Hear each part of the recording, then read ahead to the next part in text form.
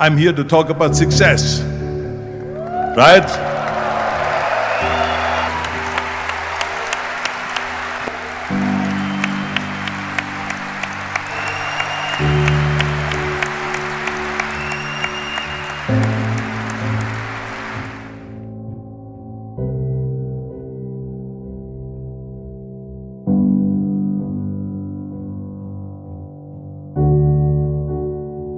Now let me get right away to the first rule of success. The first rule of success is to have a vision. You see, if you don't have a vision of where you go, and if you don't have a goal where you go, you drift around and you never end up anywhere. It's like you can have the best ship in the world, you can have the best airplane in the world. If the pilot or the captain doesn't know where to go, it would just drift around. It would not end up anywhere, or most likely in the wrong place. So I was very fortunate that I stumbled onto my vision. I mean, as you know, I was born in 1947 in Austria after the Second World War. And I didn't really like Austria when I grew up. I couldn't wait to get out of there. I couldn't see myself becoming a farmer or a worker in a factory or anything like that. Even though my parents wanted me to stay there and have a normal life. My father wanted me to become a police officer like he was. My mother wanted me just to stay there and marry a girl and have a bunch of kids. But that was their vision, not mine.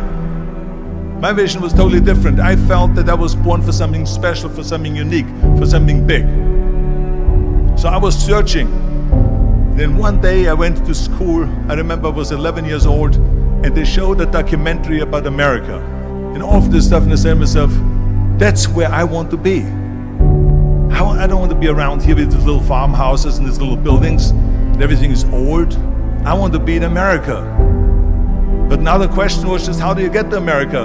In those days, it was a very expensive trip. It's not like today. So again, I was very fortunate that one day after school, I walked by a store in Graz. And it was the only store that really sold kind of American stuff. So I went inside and I looked around and I looked at this stuff, and then I saw a magazine. I saw a bodybuilding magazine that had Reg Park on the cover. Reg Park was then a 3-time Mr. Universe. And I saw him on the big screen as Hercules.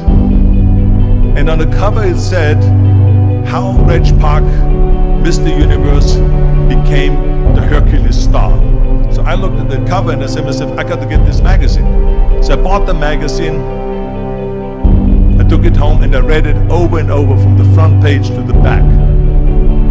It had everything in there, how he trained, how he was working out in Leeds, England, in a factory town, how he worked out every day for 3-4 hours and became the strongest man of Europe, and how he won Mr. Europe, Mr. Great Britain, and then eventually Mr. Universe. And how he won the second Mr. Universe and the third Mr. Universe, and how he was discovered to play the starring role in Hercules. I read that and I said to myself, wow, this is the blueprint for my life. This is exactly what I want to do. I want to become a bodybuilding champion just like Reg Park. I want to get into movies just like Reg Park. And I want to make millions of dollars and be rich and famous just like Reg Park. Do you know how great it felt that I knew where I was going? Imagine the majority of people don't know where they're going. I knew where I was going. So it was just a question of how do you do it? I was so relieved. Because when you have a goal, when you have a vision, everything becomes easy. So I knew where to go. So people always ask me, when they saw me in the gym in the pumping iron days, they said, why is it that you're working out so hard? 5 hours a day, 6 hours a day, and you have always a smile on your face. The others are working out just as hard as you do, and they look sour in the face. Why is that? And I told people all the time, I said, because to me, I'm shooting for a goal. In front of me is the Mr. Universe title. So every rep that I do gets me closer to accomplishing that goal, to make this goal, this vision turn into reality. With the age of 20, I went to London and I won the Mr. Universe contest as the youngest Mr. Universe ever. And it was because I had a goal. And this is no different than anything else, what I'm talking about. This is not just about bodybuilding. It was the same in acting. And the same thing is also in politics. I remember that in politics, I had a very clear vision that I will be the leader of California. This is as far as I could go because I was not born in America, so I could not run for president. So being the governor of the 5th largest state was for me really the ultimate title, the ultimate accomplishment in politics. So even though people came up to me and says, why don't you go and run for something smaller, you're never gonna make it. I ran for governor, and then 2 months later I became governor of the state of California. Again, because I had a very clear vision what I'm gonna do with California. So let me tell you something, visualizing your goal and going after it makes it fun. You got to have a purpose no matter what you do in life. You got to have a purpose. So that's rule number 1, have a vision.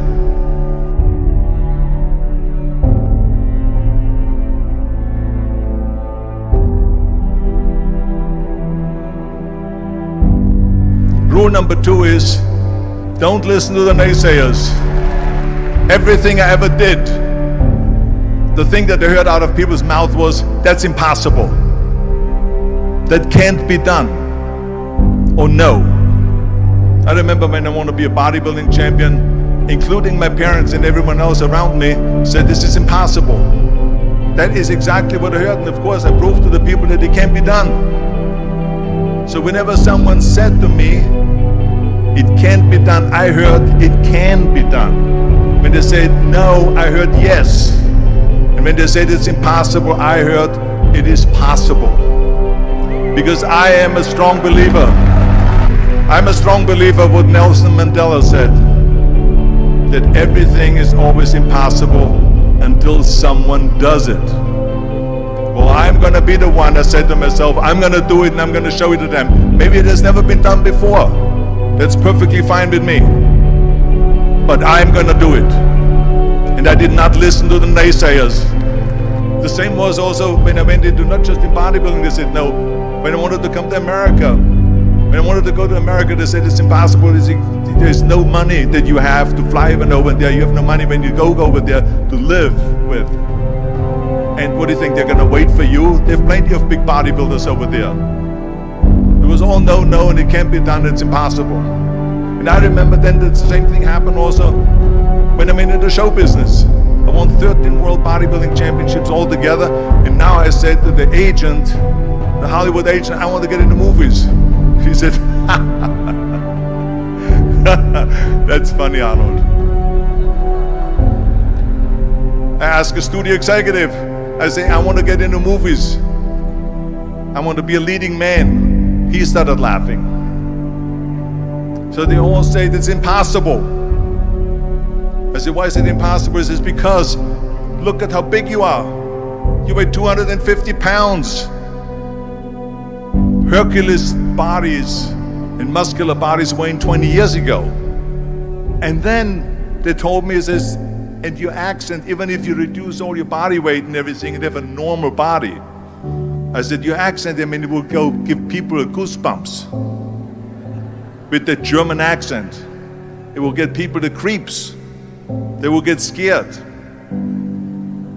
He says, no one in Hollywood ever has become a leading man that had an accent.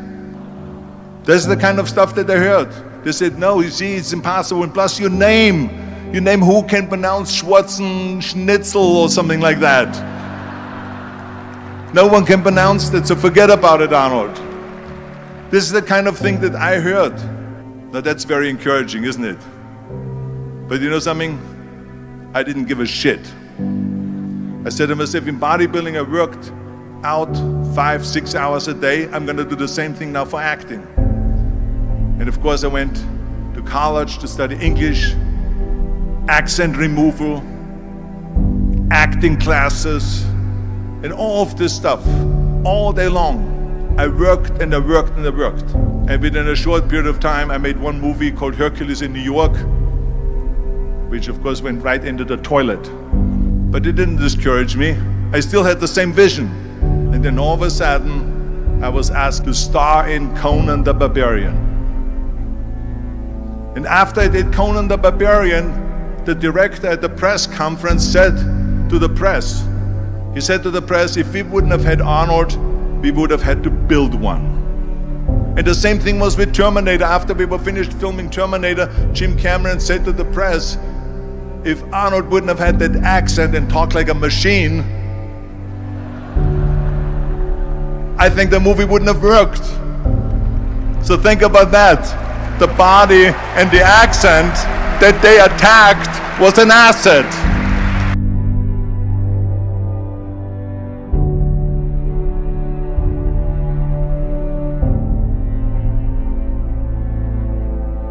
And the next thing, the third point that I'm going to make to you is work your ass off. There is no magic pill. There is no magic out there. You cannot get around. You have to work and work and work. And it drives me crazy when people say they don't have enough time to go to the gym for 45 minutes a day and work out. Or to do something for 45 minutes to an hour a day to improve. If it is physically improve or if it is mentally to improve. Imagine you read 1 hour a day about history. How much you will learn after 365 hours in 1 year. Imagine if you will work on the business, on some business that you want to develop every day for an hour. Imagine how further along you will go and get. So it drives me nuts because when people say we don't have the time, we have 24 hours a day. We sleep 6 hours a day, so that gives you still 18 hours. So there's someone shaking their head out here in front. They say probably, I don't sleep 6 hours, I sleep 8 hours, right? Or just sleep faster. So we have 18 hours a day.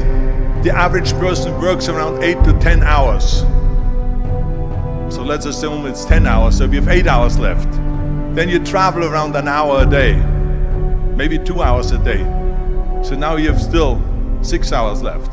What do we do with the 6 hours? Then we eat a little bit, then we schmooze a little bit, talk a little bit to people and all that stuff. But you can see how much time there is available if you organize your day. So you got to work hard. I mean, let me tell you something. When I went to America, I went to college. I went and worked out 5 hours a day. And I was working on construction. Because in those days in bodybuilding, there was no money. I didn't have the money for food supplements or anything. So I had to go to work. So I worked on construction. I went to college. I worked out in the gym, and at night from 8 o'clock at night to 12 midnight, I went to acting class 4 times a week.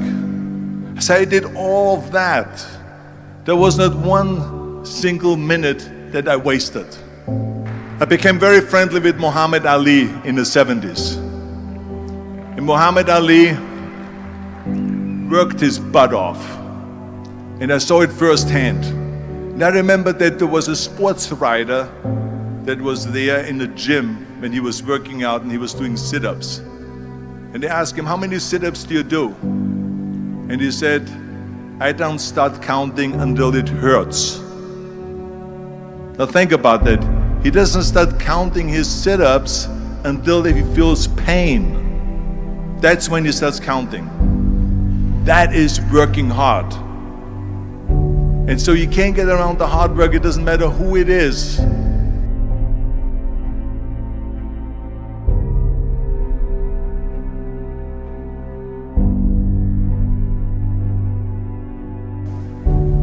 Well, I hate plan B. But when you start doubting yourself, that's very dangerous. Because now what you're basically saying is that if my plan doesn't work, I have a fallback plan, I have a plan B. And that means that you start thinking about plan B, and every thought that you put into plan B, you're taking away now that thought and that energy from plan A. And it's very important to understand that we function better if there is no safety net. I'm telling you, I've never ever had a plan B. I made a full commitment that I'm gonna go and be a bodybuilding champion. I made a full commitment that I'm gonna be in America. I made a full commitment that I'm gonna get into show business and I'm going to be a leading man. No matter what it takes, I will do the work. I will do the work over and over and over until I get it. And the reason, one of the main reasons why people want to have a plan B is because they are worried about failing. What is if I fail, then I don't have anything else? Well, let me tell you something, don't be afraid of failing, because there's nothing wrong with failing. You have to fail in order to climb that ladder. There's no one that doesn't fail. Michael Jordan said in one of his interviews, when they said, "You are unbelievable, you're the greatest basketball player of all times." I mean, tell me about that. And he says, well, you're just mentioning the successes. But he says, for me to become the greatest basketball player, I missed 9,000 shots when I was playing basketball at the NBA games. Does it make him a failure? No. He's one of the greatest basketball players of all times, but he failed 9,000 times. Do you get it? We all fail. It's okay. What is not okay is that when you fail, you stay down. Whoever stays down is a loser. And winners will fail and get up. Fail and get up. Fail and get up. You always get up. That is a winner. That is a winner.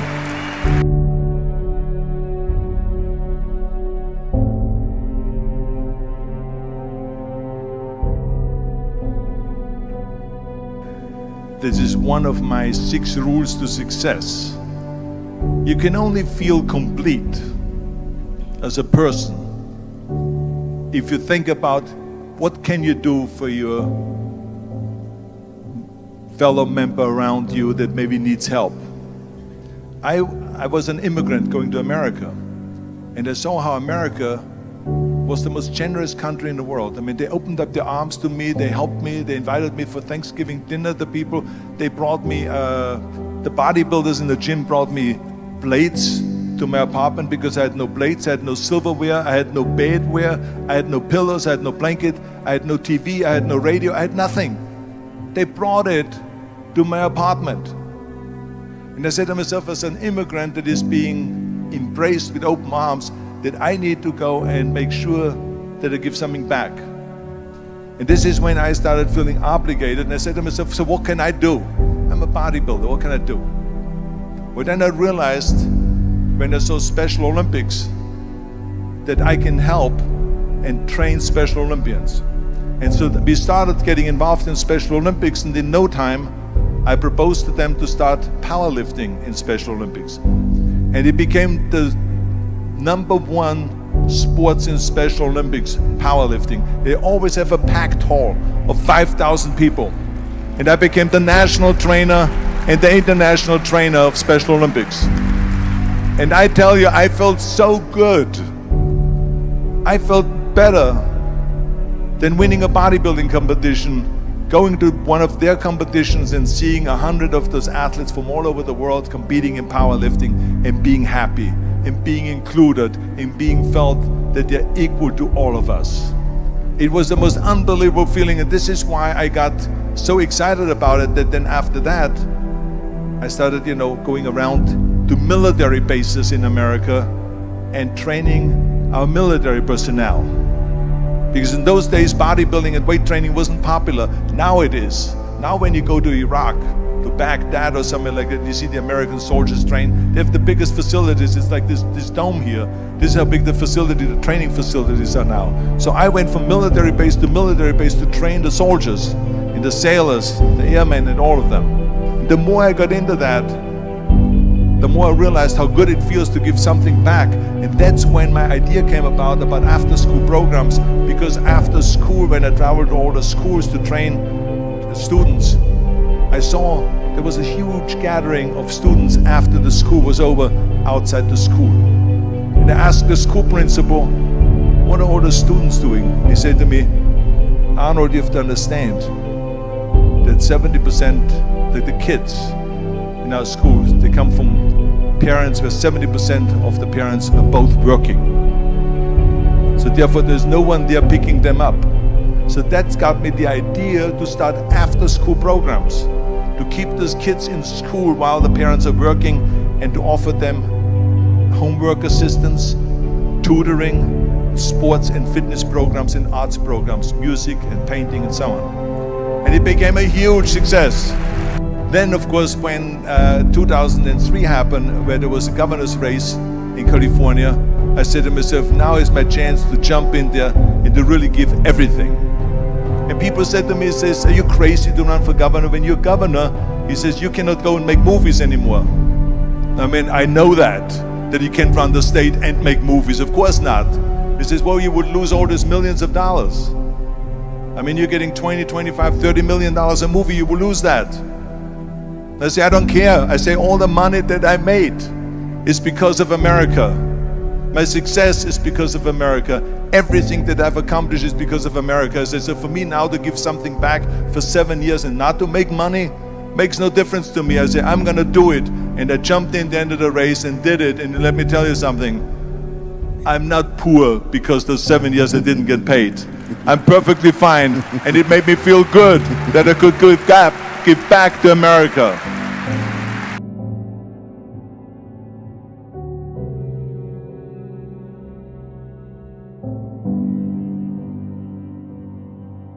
Well, I think that every day we are benefiting from someone helping us. That's why I said earlier, there's no such thing as a self-made man. I mean, when you think about it, you're born and you need your parents to raise you. You need your teachers to teach you. You need your coaches to do sports. And so when I think about back of the people that helped me, I remember that everything I did always needed help. Think about it when someone says, Arnold, you're the greatest self-made man. I said, you can call me anything you want, but don't ever call me self-made man. I said, because I did not get to that point by myself. I mean, think about just to be successful in the movies. The only one that makes you successful in the movie is the people that go to see the movie. So how can you say to you're self-made man when you need millions and millions and millions of people all over the world to go and see your movie? So people, then the press looks at it and says, this guy has a big box office success. It's the people, it's you. Imagine if Jürgen and I both think that we're self-made people and this hall right now is empty. No one here. Do you think this will be a successful conference? No. Who makes it successful is not him and me. We are just one little molecule that is added to the equation. But you are the ones that make this conference a successful conference. So thank you all of you for being here today. You are the ones that is making it big.